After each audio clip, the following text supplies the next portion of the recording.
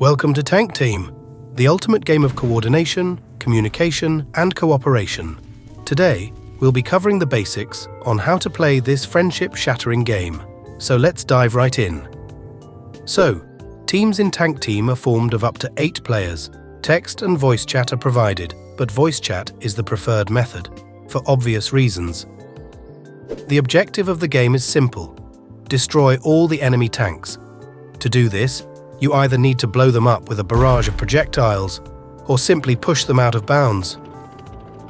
Now let's talk firepower. You'll need to choose from a variety of different projectiles, each with their own quirky gimmick. Normal rounds are the default and have no cooldown. Piercing rounds hit twice as hard but have a cooldown. Rebound rounds will bounce up to 5 times before exploding. And teleport rounds will teleport your tank to wherever they land. Once you've chosen your projectile, you'll need to carry it over to the projectile loading station. Remember, you can only have one shell loaded at a time. Now comes the interesting part. You see that station right there?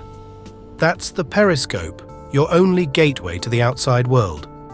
Using the periscope lets a player see beyond the steel walls of the tank. However, there's a catch. Only one player can use the periscope at a time. This means it falls upon you to relay the information to your teammates about the goings-on of the enemy tanks, as well as any actions your team needs to take. Adjust your aim by rotating the barrel and gauge the distance by setting the power of the shot. Once you're locked and loaded, press that fire button. Projectiles will leave behind a trail, so you can adjust your next shot accordingly. Trial and error will be key here. And don't forget to account for the wind. It can significantly impact the trajectory of your projectiles, so factor that in when lining up your shots.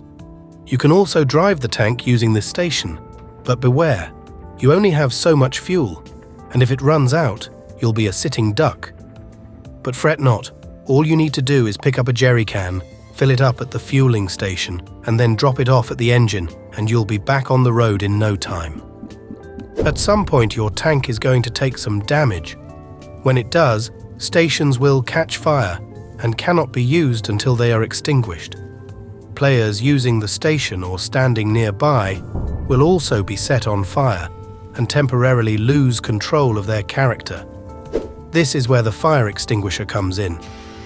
Fire extinguishers can also be used to kick players off stations if they're hogging them. You can negate the damage from incoming projectiles by turning on the shields. However, the shield's charge will rapidly deplete while in use and will very slowly recharge once turned off, so make sure to use it wisely.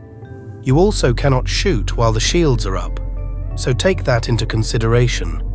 So there you have it, all the essentials you'll need to get started in Tank Team. And don't forget the most important rule: teamwork makes the tank work.